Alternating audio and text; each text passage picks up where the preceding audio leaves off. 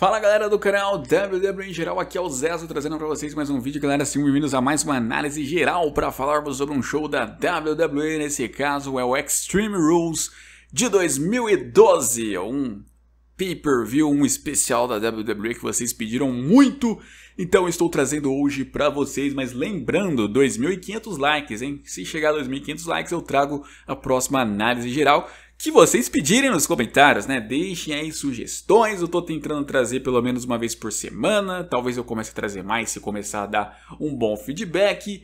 Então, sem mais delongas, like, se inscreva no canal se você ainda não é inscrito, comentem sugestões também e vamos nessa! Bom, para falar sobre o kickoff, eu já quero dar meio que uma introdução aqui, que esse pay-per-view mostra como o que eu quero dizer quando eu digo que o ano de 2012, apesar de ter tido coisas boas, é um dos anos que a WWE mais foi infantil, certo? Teve coisas boas, mas teve muita coisa também ali que foi muito bobinha, foi muito PG demais, né? Como, por exemplo, esse kickoff, que foi lá com o nosso querido Santino Marella, campeão americano na época, lutando contra o The Miz, né? Então, só de você saber que o Santino Marella era o campeão americano, tudo bem, aquela vez que ele ganhou o Intercontinental contra o Maga na estreia dele, era ali um caso para entrar para a história ali, de um cara vindo do público, ganhando do Maga, com a ajuda do Bob Lashley. Mas com o tempo, o Santino Marella foi se tornando um cara over ali mesmo, um cara que começaram a levar a sério, né? Um pouco mais do que se deveria. E aí era o campeão americano e ganhou ainda do Miz ali, derrotou o Miz naquele kickoff para se manter como campeão. O Miz, galera, que um pouco menos de um ano antes, na verdade um pouco menos não, um ano anterior, ele era o campeão mundial. Ele era o campeão mundial, ele perdeu justamente o título mundial na Extreme Rules do ano anterior. E aí, no ano seguinte, passando por isso, lutando em kickoff contra Santino Marella pelo título americano e perdendo. Foi assim uma das coisas mais ridículas de fato daquele ano de 2012. Mas abrindo o show principal, fomos para um combate de contagem em qualquer lugar da arena entre Kane e Randy Orton. O Kane que aquele ano tinha retornado como Demon, né? Então ele voltou a utilizar sua máscara, né? Uma máscara diferente das que ele utilizava antigamente, mas também ali uma máscara tradicional, vermelha. Ele até vinha antes ali de tirar a máscara, aquela espécie de capacete ali, né? É bastante interessante também. E vinha ali, de certa forma, em certos momentos over, em certos momentos um monstro, mas também sem grandes vitórias. Ele tinha vencido o Randy Orton na WrestleMania, mas também não foi algo muito além disso, não, né? Você lembra lá que ele perdeu, por exemplo, lá as guerras que teve contra o John Cena, e também vinha numa rivalidade contra o Zack Ryder ali, deixou o Zack Ryder bastante lesionado. Essa luta foi acontecendo, obviamente eles iriam lutar pela arena, já que podia contar em qualquer lugar, então eles foram lá no meio da galera, foram no backstage principalmente. No próprio backstage aconteceu do Zack Ryder aparecer para tentar ajudar ali o Randy Orton, porque, como eu disse, tava ali com birra do Kenny ter lesionado ele algumas vezes. E a luta volta lá pro ringue, ele utiliza algumas cadeiras ali, né? Chega a utilizar ali a própria mesa dos comentaristas como apoio, o Kenny chega a levar ali, então, um DDT delas. E aí quando vão pro ringue começam os finalizadores, o Kane faz ali, então, um chokeslam no Randy Orton. O Randy Orton acaba ali, então, resistindo, dando kick out. O Kane depois ele tenta fazer até um tombstone no Randy Orton. O Randy Orton dessa vez consegue aplicar um RKO no Kane. E nessa edição aí do Extreme Rules ele sai vitorioso, ele consegue derrotar o Demon Kane, né? Não gostei muito, acho que o Kane que vinha ali nesse ano com esse novo personagem que era uma proposta da hora ali de ser um monstro, e aí o cara não conseguir vencer essa rivalidade com o Randy Orton, eu acho que não ficou legal. Ele poderia ter vencido o Randy Orton para manter a moral dele, para dar mais fôlego para esse personagem dele que poderia ser muito bem utilizado nesse ano. E aí se fazer o Randy Orton vencer ele de novo, né, tudo bem, o Orton perdeu no WrestleMania, então poderia encerrar por lá, né, poderia encerrar a rivalidade por lá, não precisaria de uma continuação. Mas aquela tentativa de querer valorizar os dois acabou dando nisso. E aí, como eu disse, né, em outras edições da análise, a gente não pode tentar ver como é o futuro, né? Mas não tem como ignorar e saber que o Orton pouco tempo depois foi suspenso ainda por cima. Então, teria sido muito mais útil ele perder pro Kane ali para valorizar o Kane mais ainda, que estaria presente nos shows seguintes. E também a gente lembra como o Kane depois foi tratado como um monstro bobinho, né? Pouco tempo depois daquilo ali. Então, enfim, né? Que triste, que triste. Mas, de qualquer maneira, nossa sequência a gente foi lá para mais algo que eu também não gostei muito desse pay-per-view, que foi lá o combate de Brodus Clay contra Dolph Ziggler. O Ziggler que na época era acompanhado pela Vicky Guerreiro e também tinha ali uma parceria com o Jack Swagger, né? E o Brodus Clay vinha ali então com as dançarinas Cameron e Naomi, que vocês conhecem hoje como lutadoras, né? A Cameron saiu da WWE, mas a Naomi segue, né? Pelo menos no dia que eu tô gravando. E ele também veio ali com o anãozinho multiuso, né? Que a gente conhece mais como Hornswoggle, né? Eu não sei falar o nome dele, toda vez o pessoal acha... Toda vez o pessoal debocha do jeito que eu falo. Vou parar de falar o nome dele, seus bandos de chato, né? Eu quero ver você falar. Fala o nome do anãozinho, fala. Grava um vídeo e manda o link aqui pra mim. Fala o nome dele corretamente. Eu duvido você falar corretamente, né? E foram ali então, essa patrulha toda aí, assistir a luta ali deles. É uma luta nada demais. Eu achava o Brodus Clay um lutador assim deplorável. E o Ziggler foi lá, tentou ali carregar o combate. O Jack Swagger atrapalhando todo momento ali o Brodus Clay sem o juizão ver. Não adiantou de nada. Depois ali o Jack Swagger acabou sendo neutralizado do lado de fora. Dentro do ringue o Brodus Clay ainda faz ali um splash em cima do Ziggler. O Ziggler acaba sendo derrotado pelo Brodus Clay. E aí que eu tô falando, né? Olha as coisas que aconteciam. O Ziggler perdendo pra Brodus Clay, cara. Pelo amor de Deus. O Brodus Clay foi um dos caras que eu mais odiei assim, durante um tempo. Ele era muito bobão. Era tipo um Otis de hoje, só que a diferença é que ele não ganhava título e tal. Mas ganhava uns caras bem mais talentosos que ele ali. Meio que enterrava a moral dos caras, né? Então foi algo que eu realmente fiquei pirado ali. Na sequência, a gente foi para a disputa do título Intercontinental em um combate de mesas. Seria o Big Show contra o Cody Rhodes, né? O Big Show que tinha ganhado do Cody Rhodes na WrestleMania e aí se tornado Grand Slam, né? Chegou a ficar emocional lá na época. Mas todo mundo entendia que o Big Show tinha feito aquilo em função de que era só para ele se tornar Grand Slam e ter um momento dele na WrestleMania, porque ele em WrestleMania sempre se dava mal. Era inclusive a rivalidade do Cody Rhodes com o Big Show era essa, ficar mostrando que o Big Show sempre vacilava na WrestleMania e finalmente o Big Show conseguiu vencer lá. Eles foram para esse combate de mesas aí e tal, o Big Show dominando pra caramba, né, como já era de se esperar, dando aqueles tapões ali sem parar no Cody Rhodes, arremessando ele pra lá e pra cá. Nisso ele brincou demais, né, porque o que aconteceu? Tava tudo certo, ele jogou o Cody Rhodes pra dentro do ringue, ia fechar a luta. Só que quando ele foi voltar pro ringue, como ele é muito lento, quando ele foi pegar impulso ali na corda, o Cody Rhodes deu um dropkick no Big Show. O Big Show perdeu o equilíbrio, acabou meio que soltando uma da perna dele da quina do ringue, né? E ali embaixo tinha uma mesa. Nisso ele pisa em cima da mesa, fica meio que tipo, ih, rapaz, será que o juizão viu? E aí o juizão olha ali, vê que realmente a mesa quebrou, e a regra é essa, quebrou a mesa já era.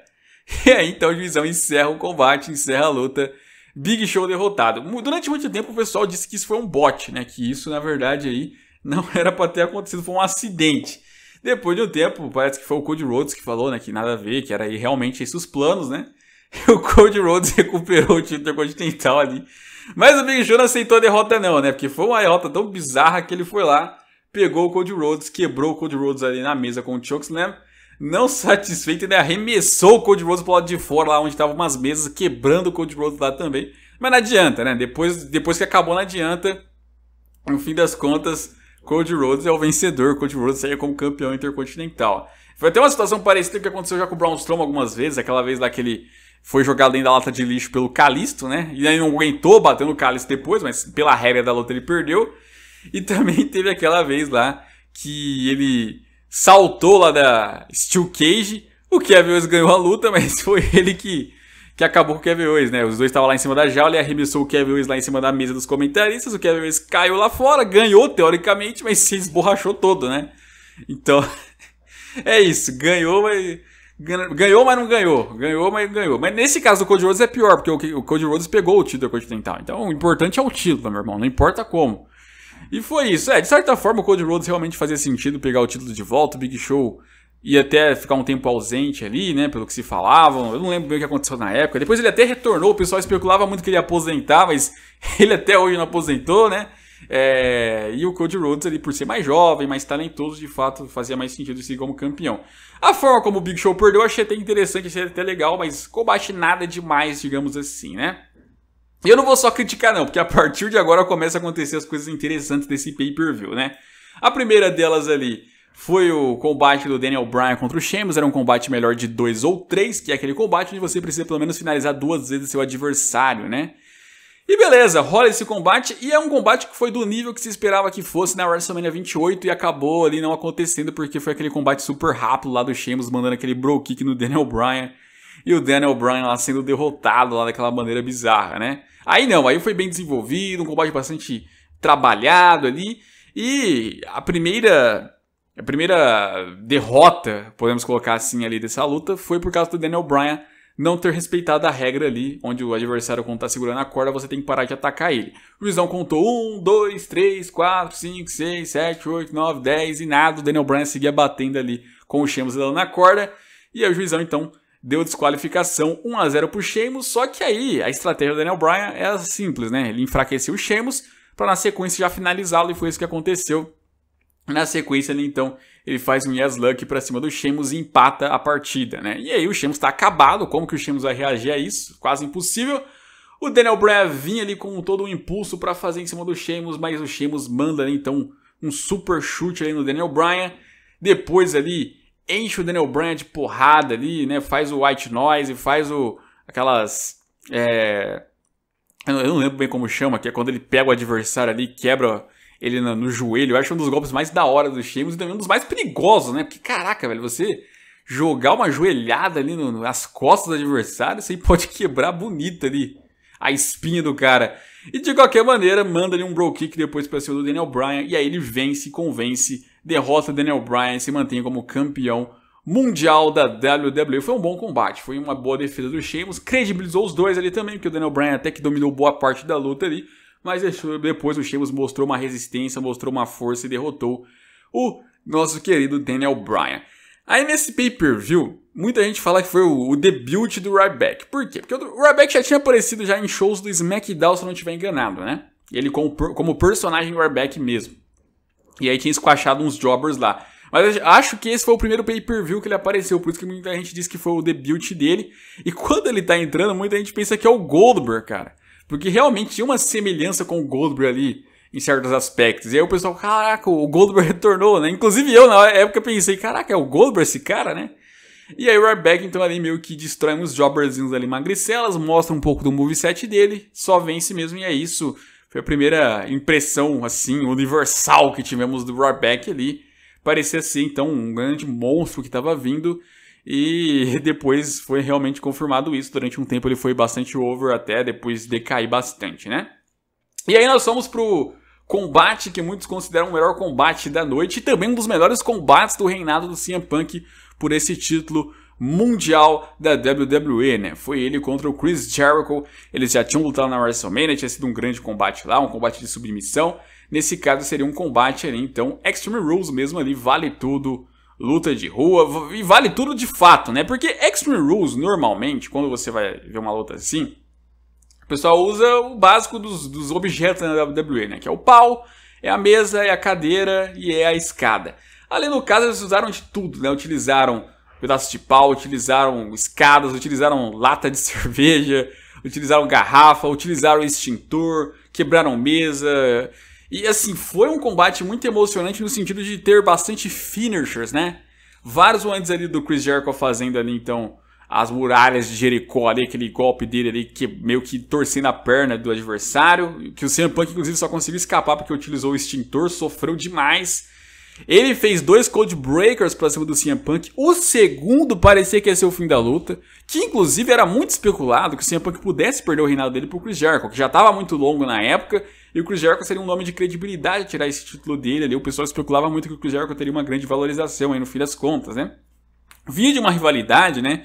Que envolvia o Chris Jericho falando da vida pessoal ali do CM Punk, falando sobre o pai dele, a irmã dele, que inclusive estava presente no combate, e que ela era alcoólica, que o CM Punk se dizia straight edge ali, mas a família dele agia de outra maneira. E aí ele tentava pegar vídeos do CM Punk entrando em bar, né? Supostos vídeos. Por isso até que eu disse aí que eles utilizaram cerveja no meio da luta, o Chris Jericho jogando cerveja ali nele. Então foi uma luta muito raiz, né? Inclusive o próprio visual que eles usam é muito legal, que eles usam calça jeans e bota ali. Então isso eu também achei muito interessante, né? Bem criativo.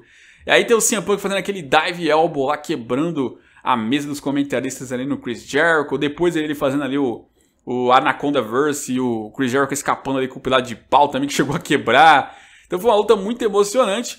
No final ali o CM Punk consegue jogar o Chris Jericho no collar, né? Onde a argola ali de metal estava exposta, estava sem a proteção. Emenda ali então um GTS, coloca o Chris Jericho para dormir. E nisso então consegue se manter como campeão mundial nessa grande batalha, nessa grande luta ali que eles tiveram, né? E foi inclusive o ponto final da rivalidade entre os dois ali também. Foi um grande combate, um incrível combate. A rivalidade em si, eu sinceramente não vi tantas coisas positivas igual alguns colocam. Eu achei, em certos momentos, até um pouco superestimada. Mas o combate, cara, foi sensacional. Foi realmente ali um incrível combate que eles tiveram. E o CM Punk, então, ali conseguiu se dar muito bem. E aí, na sequência, né, nós tivemos lá a presença da campeã de divas, Nikki Bella, acompanhada da sua irmã gêmea, Brie Bella, né? Aquele período que elas eram bem parecidas mesmo em 2012 ali, quase não dava para reconhecer quem era quem ali de fato, né? Então, elas eram bem parecidas ali antes da Nikki Bella criar mais corpo, podemos dizer assim. E elas foram fazer um desafio aberto ali pelo título, né? Qualquer mulher que quiser aparecer ali para enfrentá-las por aquele cinturão poderia aparecer. E aí nós tivemos o retorno da lendária, né? Se a gente pode chamar de lendária, alguns acham que é lenda, alguns acham que não. Que no caso foi a Layla, né? A grande Layla ali, ou alguns chamam ela de Layla. Durante muito tempo eu falava Layla, mas é Layla que pronuncia, né? Apareceu ele retornando para disputar esse cinturão. E uma coisa que era comum as irmãs Bella fazerem nessa época, que eram mais parecidas, e até quando não eram tão parecidas, era elas trocarem de vez ali no meio da luta, né? Então, por exemplo, a Nikki Bella tá lutando, o juizão não tá vendo, a Brie Bella entra no lugar dela ali e vira da vez ali, sem o juiz perceber. E o pessoal também ali meio que não percebe direito, isso tá mais descansado, então dá mais trabalho, né? Já conseguiram ganhar várias lutas nesse estilo. Depois, quando a Nikki Bella até ganha corpo, a Brie Bella tem que usar lenço de papel, né? Ela começa a usar lenço de papel ali no peito pra fingir ser a Nikki Bella. Uma grande estratégia, diga-se de passagem. E no fim das contas, o que elas tentaram fazer foi isso no meio dessa luta, né? A Brie Bella entrou como uma da vez, só que não adiantou muito, que a Layla vai lá, faz o finisher na Brie Bella, vai pra contagem e ganha o combate. A Nikki Bella fica ali completamente apavorada porque a Layla tirou o seu título, a Layla conquistou o título de divas ali, então, bem no retorno dela, por conta dessa malandragem das irmãs Bella, que sempre funcionou, mas dessa vez acabou sendo um tiro no pé, né? Layla, então, conquista o título de divas ali, então, e comemora nesse retorno. As irmãs Bella se deram muito mal. Legal, né? Legal de ver aí. Lembrando que esse foi o primeiro reinado da Nikki Bella, né? Depois que ela foi ter aquele reinado enorme que a gente conhece mesmo de fato, né? Então, tiraram o título da Nikki Bella de uma maneira bastante irônica ali, né? Utilizou tanto aquela estratégia para vencer e no fim aquela estratégia foi a quem derrubou. E aí a gente chega no evento principal, que é o grande combate da noite, que é o combate que o pessoal mais comenta sobre esse pay-per-view. Não sei se foi tecnicamente o melhor, igual eu disse, CM Punk e Chris Jericho foi muito bom, mas esse combate podemos dizer que foi o combate mais comentado durante muitos e muitos anos. Que foi, claro, o combate de John Cena contra Brock Lesnar, né? O John Cena, que vinha de uma WrestleMania onde ele enfrentou The Rock e foi derrotado no evento principal. E o Brock Lesnar, que vinha de retorno, né? Depois de muitos anos longe da WWE, desde 2004, então longe, chegou a ter uma carreira lá, então, no MMA, retornou ali e o pessoal tava louco para ver esse combate ali dos dois titãs. E foi um dos combates mais agressivos que tivemos já na WWE, principalmente na PG Era, né? O Brock Lesnar, ele veio utilizando golpes de MMA. E eu lembro que na época, quando a gente era mais novinho, a gente falou, cara, será que o Brock Lesnar tá seguindo o kayfabe mesmo? Ele parece que tá batendo de verdade, cara. Porque logo no 2 minutos de luta, ele já abriu a testa ali do John Cena, já acertou o nariz ali dele. O cara deu uma surra ali no John Cena com golpes de MMA mesmo, jogando pro chão, dando cotovelada, soco. Juizões tendo que separar, tendo que parar a luta pra limpar o sangue ali do John Cena, né? Tanto que as imagens que a WWE disponibiliza no site dela, que eu tô colocando aí, são todas em preto e branco, né? Porque quando tem sangue, ela tem que colocar em preto e branco pra não mostrar o sangue. Então, foi uma luta super sangrenta logo do começo. E o Lesnar dando uma surra ali no John Cena, fazendo chave de submissão, colocando o John Cena de ponta cabeça ali, amarrando a perna do John Cena ali com uma corrente, colocando ele de ponta cabeça ali. Foi uma humilhação ali, né? Foi uma humilhação que ele tava fazendo, uma surra danada. E aí arremessando o John Cena pro lado de fora e acertando ali o corpo do John Cena, a cabeça. Ele não era mais aquele Brock Lesnar do Suplex City que a gente viu anos depois naquele SummerSlam. Ele era o Lesnar de dar uma surra no John Cena, mas com outros golpes, né? Como se tivesse tido uma briga real, de fato. E tava dando pena do John Cena, porque fazia muito tempo que você não viu o John Cena apanhando tanto daquele jeito. Por mais que ele perdeu pro The Rock na WrestleMania, foi um combate equilibrado. Ali não. Ali era uma surra histórica, né? E você pensava, cara, como que o John Cena vai sair dessa? É impossível ele sair dessa. Não dá, cara, não dá. E aí ele chegou a fazer um F5 ali no John Cena, mas o juizão tava caído no chão, né? O juizão tava ali inconsciente. E aí aparece outro, só que demora muito pra chegar. Conta 1, conta 2, e aí no 3 o John Cena consegue dar kick out. Ele perde a paciência e bate nesse outro juiz aí, então fica 2 juízes caídos ali então, né? No fim das contas, quando ele vai tentar acertar o John Cena uma vez, o John Cena acaba escapando dele com uma correntada, né? Ele pega a corrente ali, enrola a mão, manda ali na cabeça do Brock Lesnar. O Brock Lesnar fica meio que bobo ali, sem entender o que tinha acontecido. O John Cena aproveita essa brecha, né? Essa única brecha que o Brock Lesnar deu, né? E começou a sangrar ali.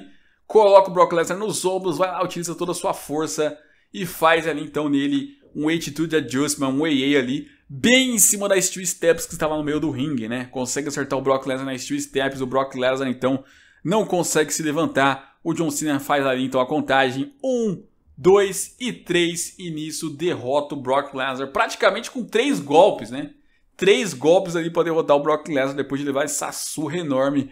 Foi um sufoco, sofreu, mas conseguiu ganhar dessa maneira. E o Brock Lesnar, bem no retorno dele, sai derrotado, algo que chocou muita gente. Mas o John Cena meio que tem uma redenção, né? Depois da derrota pro The Rock na WrestleMania, depois de sofrer ali muita zoeira, e depois de apanhar a luta inteira, no final ele venceu.